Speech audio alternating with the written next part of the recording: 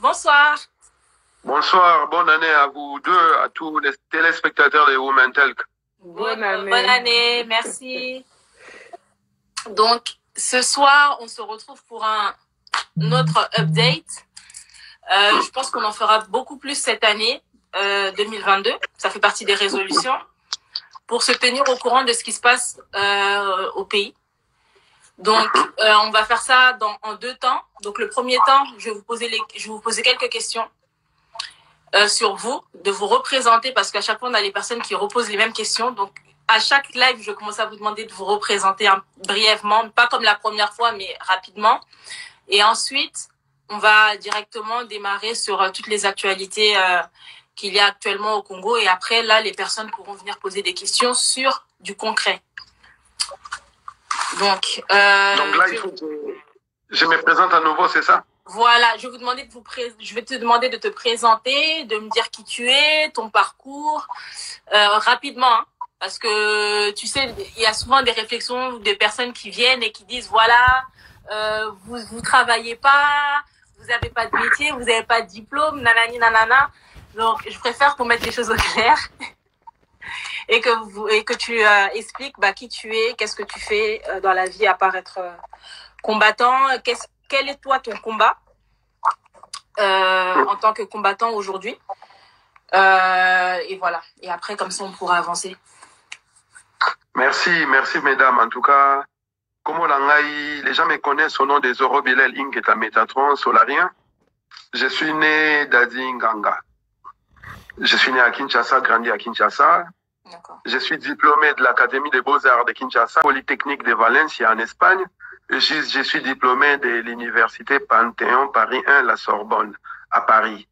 Je suis actuellement professeur des lycées professionnels. Je suis employé par le ministère de l'Éducation nationale et des recherches scientifiques enseignement supérieur de la France.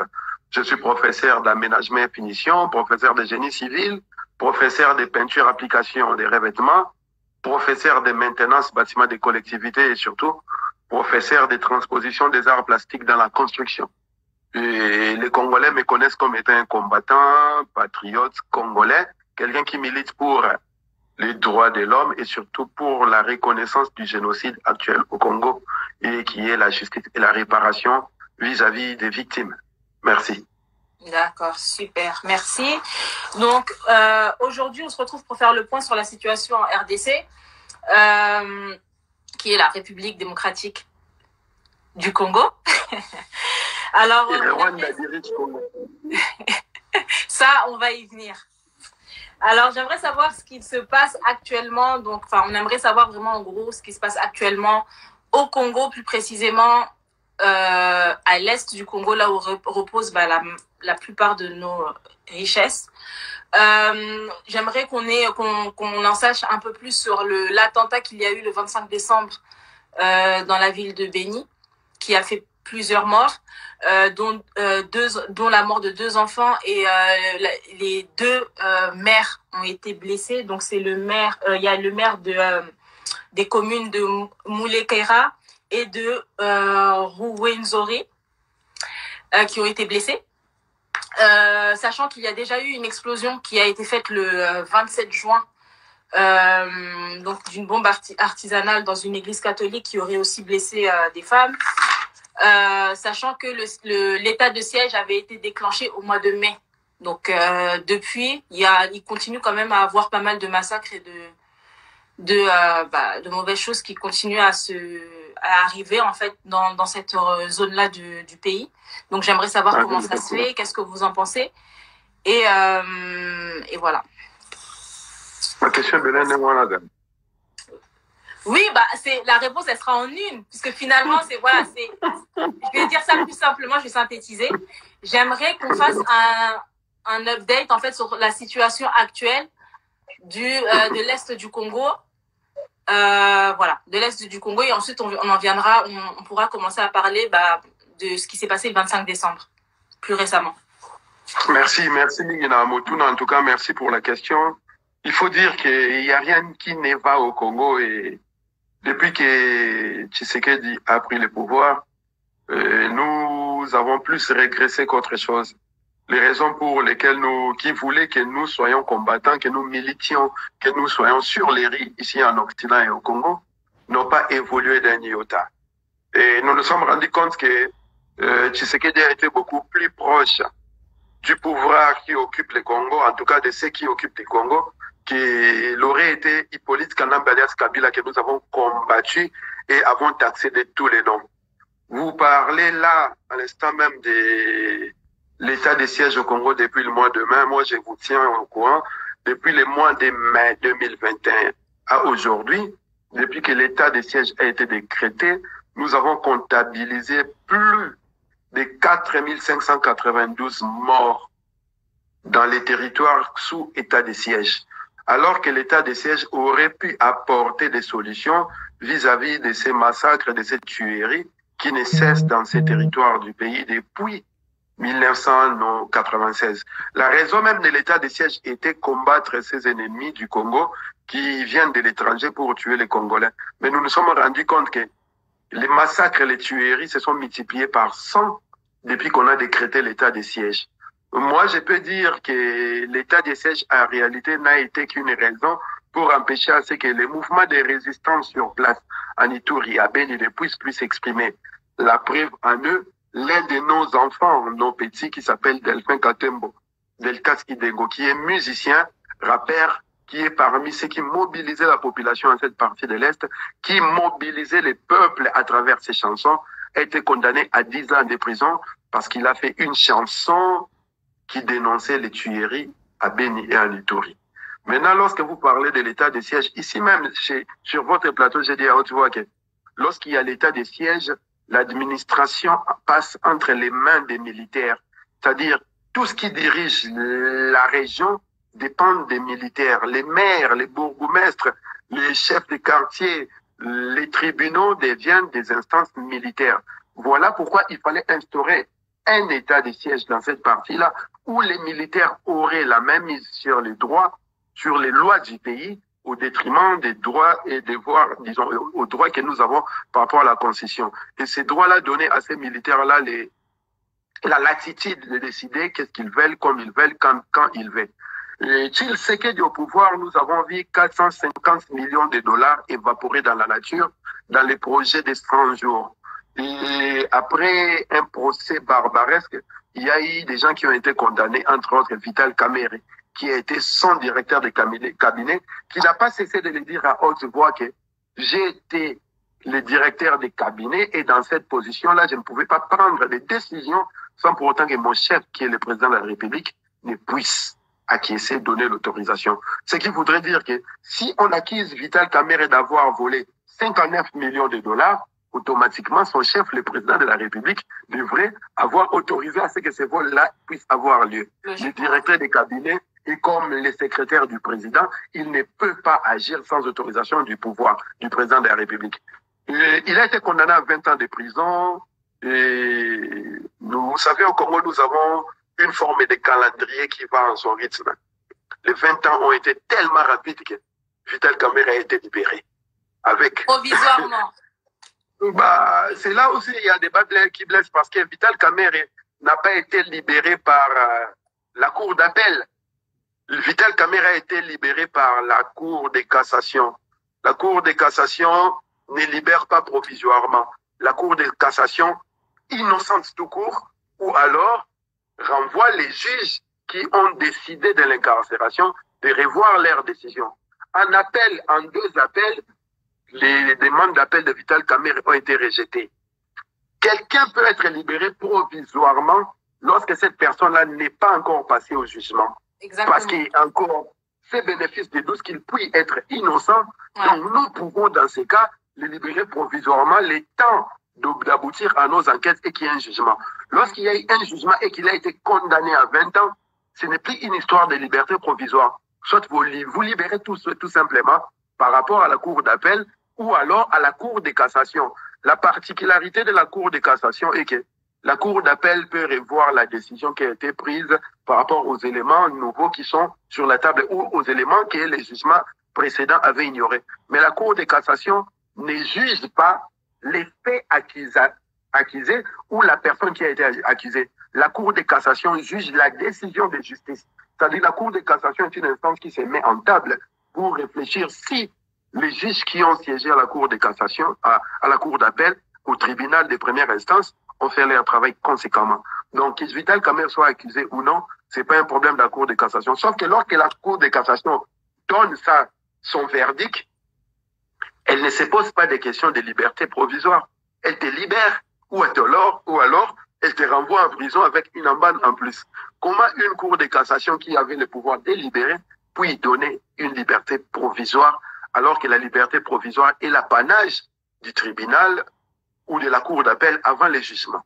Ce sont des questions que les Congolais devraient se poser par rapport à ce que nous appelons l'état des droits. Et nous, moi personnellement, ce qui me sidère, parce que les gens nous connaissent combattants, parce que nous avons lutté à ce que les concerts de dépravation, c'est la procession funèbre du Congo, ne puisse plus avoir lieu ici dans la diaspora.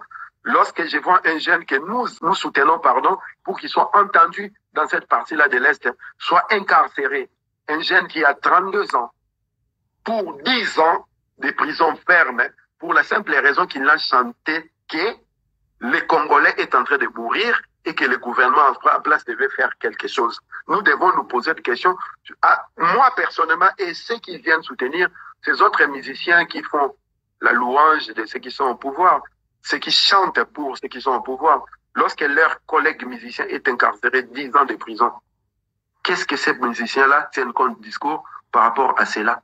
Au lieu de venir nous prendre la tête à vouloir faire des concerts ici et dans la diaspora, à dire que nous sommes en train de tuer la culture et surtout à demander à ce que le peuple puisse contribuer à une condamnation de la justice française pour une séquestration, alors que vous avez des hôpitaux qui manquent des outils, des services idéaux, vous avez des écoles qui manquent des banques, qui manquent d'électricité, vous avez des peuples qui est en train de souffrir par la famine, par manque d'emploi. Comment se fait-il que quelqu'un qui est accusé de séquestration, qui est condamné à payer 72 000 euros, puisse demander au peuple de payer pour lui, alors qu'il est réputé être millionnaire, les patrons des patrons, les boss de l'État, les boss de la République, Mopa ou Mokonzi. Il a dit au tribunal qu'il gagnait plus de 50 000 euros par mois. Récemment, lors de ces dernières émissions, il a dit qu'il a eu 400 000 euros d'acompte pour son contrat du concert d'Arena. Et heureusement, il a eu la présence d'esprit de stipuler que cet acompte-là est non remboursable si l'annulation du concert venait d'une autre partie et non lui. Et vous aurez remarqué que ce n'est pas lui qui aurait annulé ces concerts-là. Donc, au moment où nous sommes en train de parler, Koffi Olomide a encaissé 400 000 euros. Koffi Olomide gagne 50 000 euros par mois.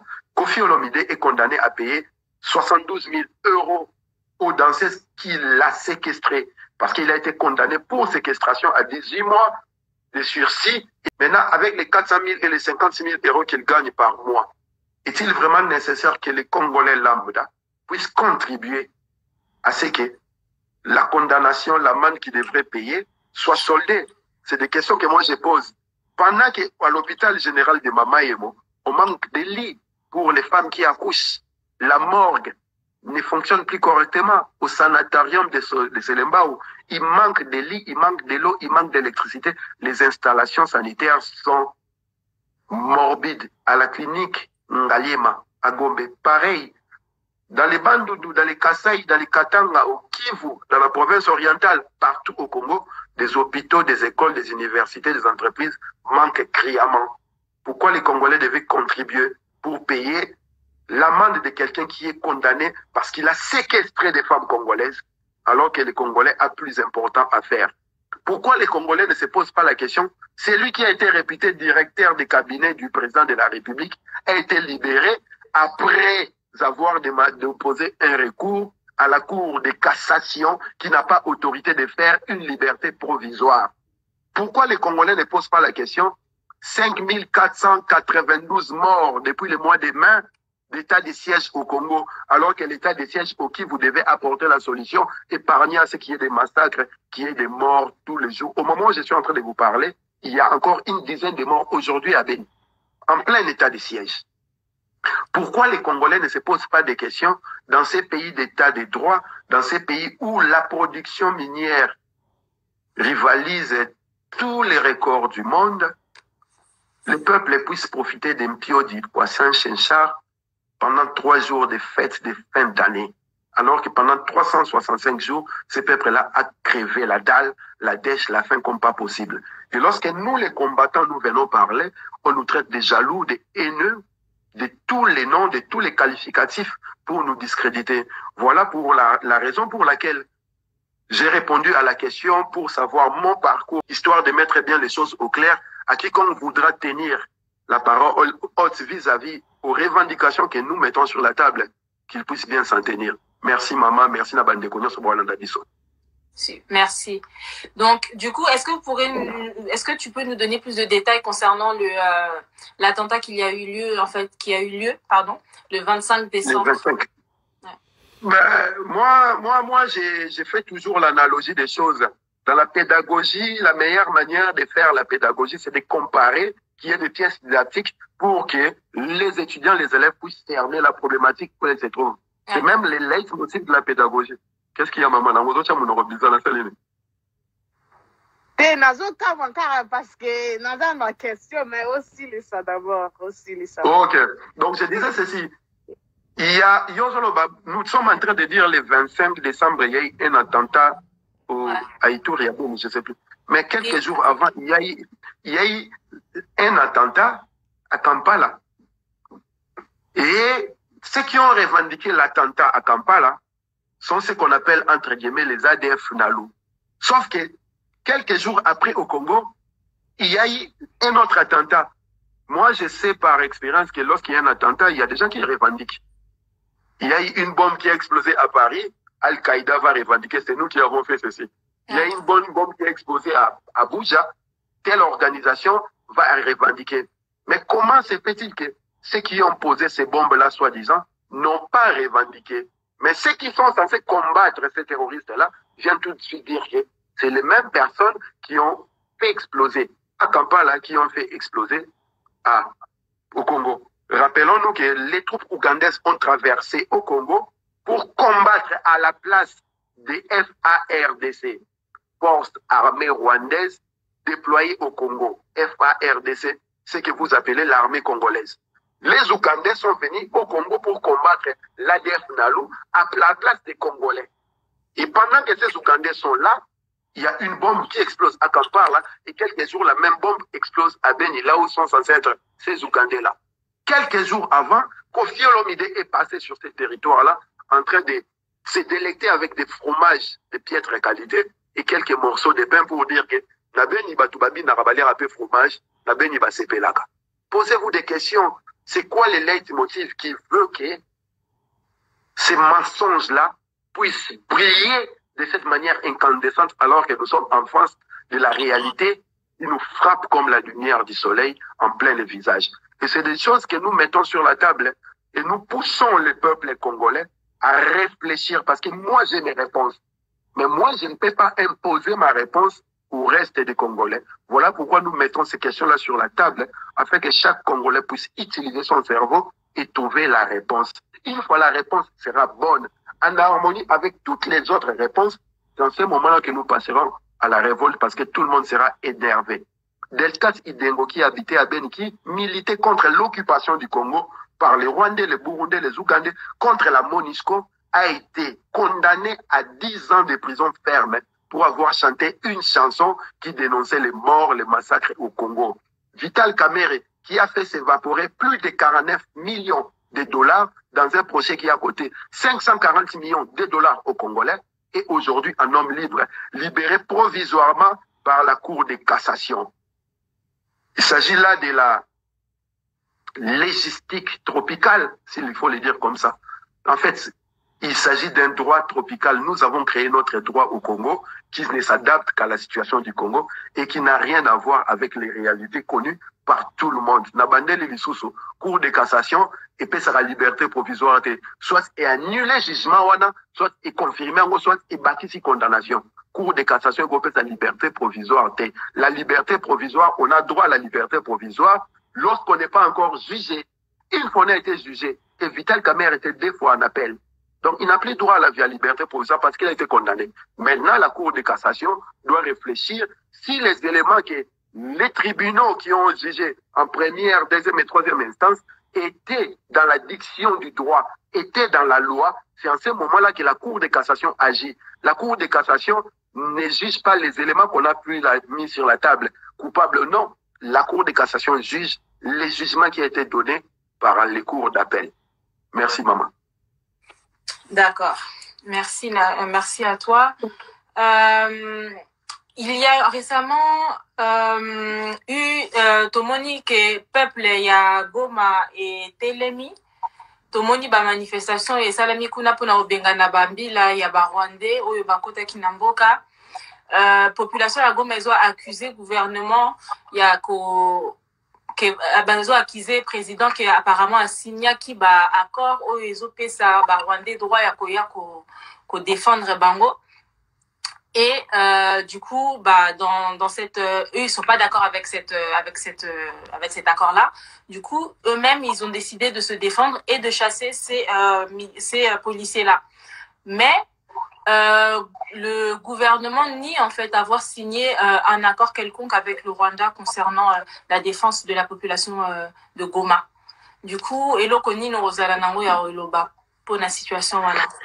Vous pensez vraiment que si ce gouvernement-là avait un accord avec, si ce gouvernement-là a un accord avec les Rwandais, Burundi et tous les autres, ce gouvernement-là viendra vous dire à haute voix que j'ai un accord avec ces gens-là?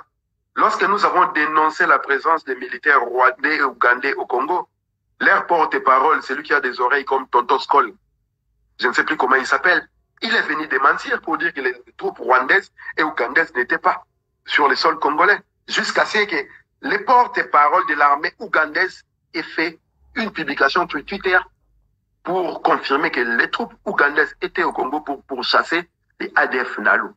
Le Congo, ce n'est pas une histoire de signature d'accords ou de ne pas signer des accords. Le Congo est un pays occupé. Je viens de dire, votre armée s'appelle FARDC. Lorsque vous définissez les FARDC, ce n'est pas les forces armées de la République démocratique du Congo. FARDC signifie Force armée rwandaise déployée au Congo. Pareil à RDC qui ne signifie pas la République démocratique du Congo. La RDC signifie les Rwandais dirigent les Congo. Donc lorsque vous rentrez dans la sémantique même de ces définitions-là, vous allez poser la question pourquoi la résistance, les combattants disent que le Congo est occupé. Et en cela, nous allons remonter à la guerre que l'AFDL, Alliance des forces démocratiques pour la libération du Congo, a mené entre octobre 1996 et même 1997 contre Mobutu. Vous comprendrez que lorsque ces armées étrangères ont pris le pouvoir à Kinshasa, la première chose qu'elles ont fait, je voulais dire, elles ont baissé les drapeaux du Zaïre pour mettre les drapeaux bleus qui fait un clin d'œil à Léopold II. C'est lui qui a tué plus de 15 millions de Congolais il y a de cela un siècle. C'est aussi une manière pour dire que le Congo est remis entre les mains de la communauté internationale. Et lorsque cette communauté internationale est entrée à travers les troupes rwandaises, ougandaises, burundaises, angolaises, ces troupes-là ont commencé par déstructurer, tuer, détruire l'armée zaïroise qui était les forces armées zaïroises. C'est comme ça que vous avez des gens comme le James Kabarebe, chef d'état-major des FARDC, chef James Kabarebe qui, au moment où je suis en train de vous parler, est ministre de la Défense au Rwanda. Comment se fait-il que ce monsieur-là a été chef d'état-major au Rwanda, chef d'état-major au Congo RDC, et aujourd'hui ministre de la Défense? S'il vous plaît, papa, est-ce que okoki kosangisa na mwa lingala parce que bato ebele bazo landa biso bayoka français té. Il y a des anglophones, des américains. Bolimbi Penza, donc, je suis, en tout cas, James Kabarebe, qui avait eu pouvoir en 1997, à qui nommé chef d'état-major, il y a armée congolaise. Les lots sur la Nabino, James Kabarebe est ministre de la Défense au Rwanda. Bino Mobo comprend que lorsqu'ils ont pris le pouvoir, la première chose qu'ils ont fait, c'est récupérer les armes chez tous les phases, forces armées zaïroises, et même Bango, comment ils ont appelé les termes, recyclage, mais ils ont utilisé un terme militaire pour mettre Bango à jour en fait. Et la plupart de ces armées, de ces militaires qui sont allés, ont été tués dans Kitona et dans les formations qui sont parties. En 1998, c'est la rébellion avec les RCD, Rassemblement Congolais pour la démocratie, où ils sont dirigés par Azarias Luburuberwa, Banyarwanda, qu'on appelle malheureusement Banyamulenge. En 1999, MLC Ouganda, où ils sont dirigés par étiquette Nabon Jean-Pierre Bemba, qui est en réalité, militaire ougandais. C'est comme ça qu'ils se sont partagés l'Est.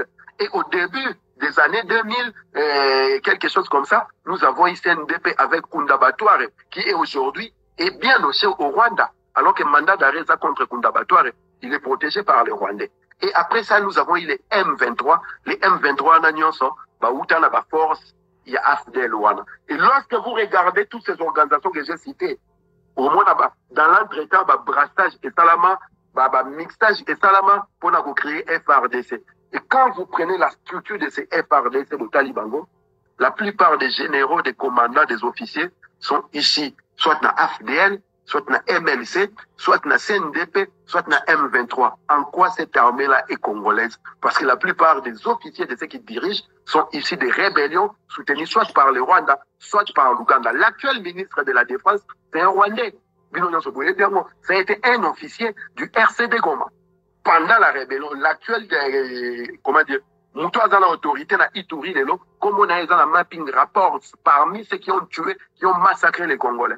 Et lorsque nous sommes en train de dire que le Congo est occupé, ce n'est pas dire que Rwandais continue à quitter le Congo à Rwanda, non. C'est parce que la structure qui défend les pays contre les ennemis intérieurs et extérieurs est une structure qui dépend des étrangers.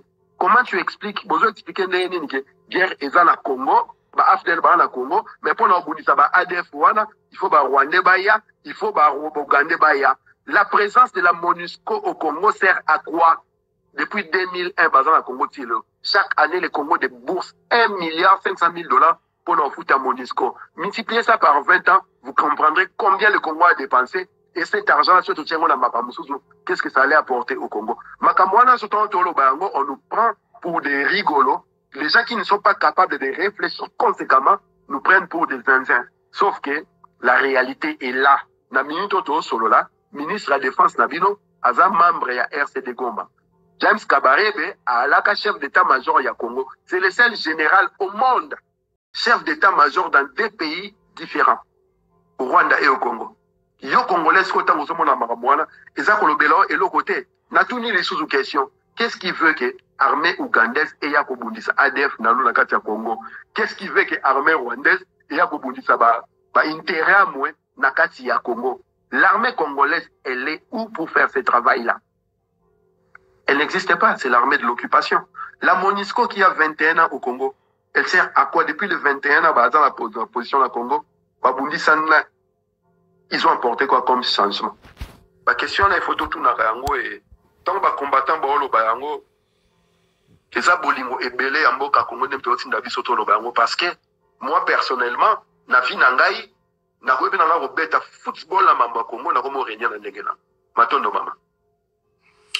Wow. Makambo so kesanga oui. Nazangi minga kolova parce que on nous dit d'autres choses. On écoute ici Nazo complètement différent de ce que les gens disent.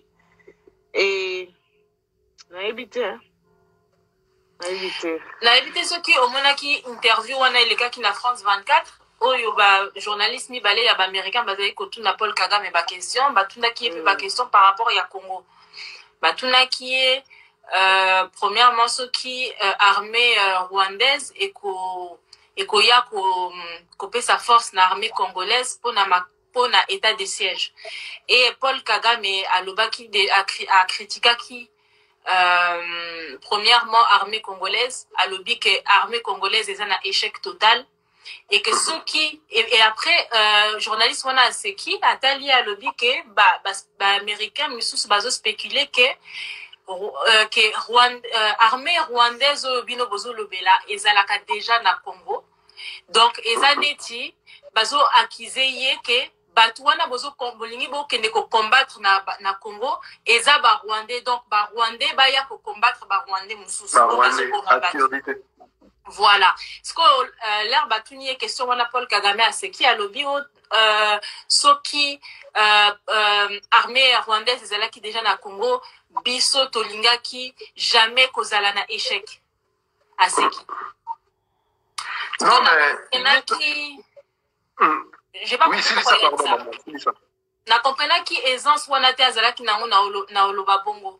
Pourquoi il a dit ça en non, fait? Mais... Omoni, l'une des raisons qui a voulu qu'à États-Unis d'Amérique, écoute, dans la Deuxième Guerre mondiale, ils ont attaqué à Pearl Harbor. Et là, vous savez que George Bush Junior a décidé à ce que les Américains vont attaquer Irak, vont attaquer Afghanistan, ils ont World Trade Center. Ce qu'on a dit, spéculation et salama sur Makambouana.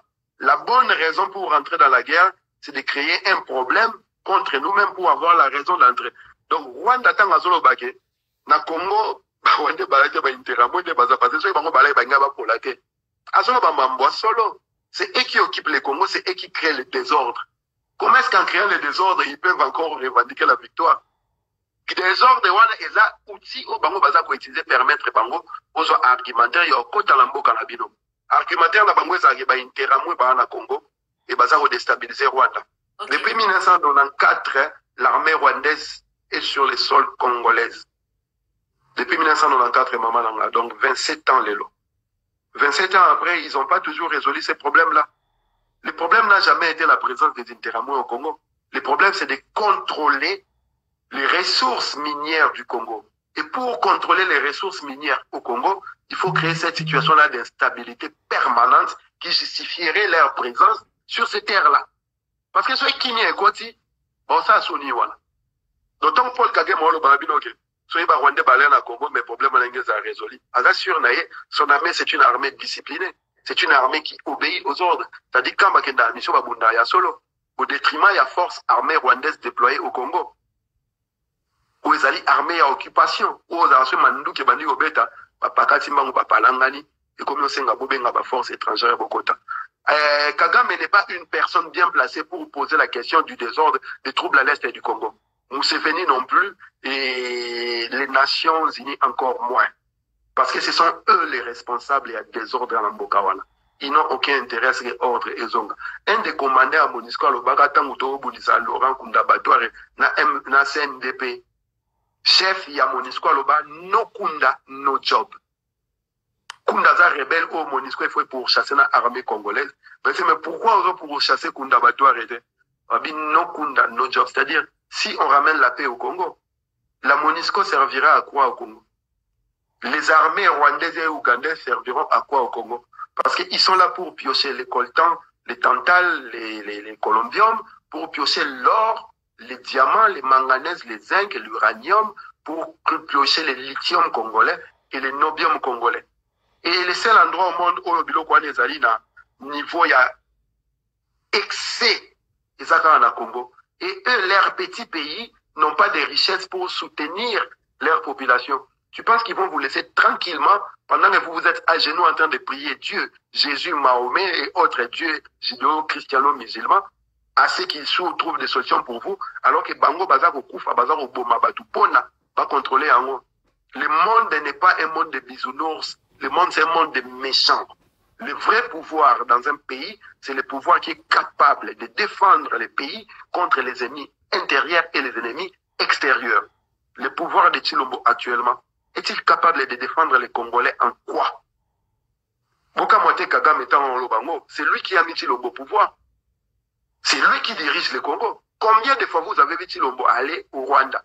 Combien de fois vous avez vu Kagame venir au Congo? Et dans quelle posture se trouvait-il? Botala Rabasini, symbole, Kagame Nakata Kinshasa au Congo est en train de marcher 2 mètres avant votre président de la République, Tshisekedi 1 mètre en arrière. Comme la reine d'Angleterre et le prince, je ne sais plus, prince Philippe ou Édouard Philippe, voilà. Le roi d'Angleterre attend à 2 mètres Liboso, prince Philippe Nassima, pour dire que la reine c'est elle. Le prince Zambora a une étiquette, Bachaki Ouane. Et Kagame à Kinshasa est à 2 mètres de votre président est à 2 mètres derrière lui. Ça ne vous explique rien du tout. Lorsque Kagame parle du Congo, Azo parle d'agressivité, d'autorité. Lorsque Tshilombo parle du Rwanda, Azo parle de docilité. Mon frère, nous sommes des frères, c'est la famille, blablabla. Alors, voilà. Et ça la musabi sauté pourquoi? Bisoto on tolo bango, obenga so ba tribo, obenga so ba jaloux, ba haineux. Matondo mama raison que c'est malo. Merci. J'ai regardé une interview cette semaine, enfin ce matin, où j'ai vu je crois que c'est le président, je ne suis pas sûre, hein, de la CCDP, qui a soulevé un point que j'ai trouvé super pertinent. Tu vas me dire ce que tu en penses.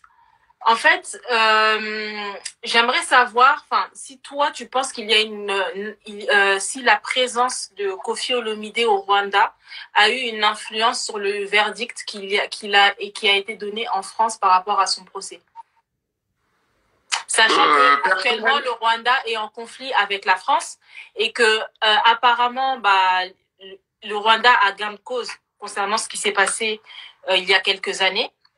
Donc, en gros, là, la France, ils sont en pleine négociation avec le Rwanda. Et du coup, en gros, en ce moment, le Rwanda a une position un peu supérieure, en fait, sur les relations, sur la relation avec la France. Donc apparemment, Paul Kagame aurait peut-être pu, passer un petit coup de fil, quoi. Personnellement, au Moningaï, Ngalaza légaliste. Lorsqu'il s'agit de la loi, du droit, je reste sur les faits. Et les faits qui sont présentés et vous permettre de définir ce qui est véridique ou pas. Nous savons pertinemment que le Rwanda est derrière Koffi Olomide. Là où tu n'as pas ma vidéo, il y a Koffi Olomide, Azokumisa Kagame, Azokumisa ma femme, Tutsi, comme étant les plus belles femmes du monde. Nam Naloba, que maman Abotinga, c'est la plus belle femme du monde. Donc moi, si je vais honorer les femmes, je commencerai par les femmes qui ressemblent à ma maman. Maman Nangaza Bantu, Neninga na Okumisa Banilotik, au baza, accusé par responsable et à massacre dans le cannabiso.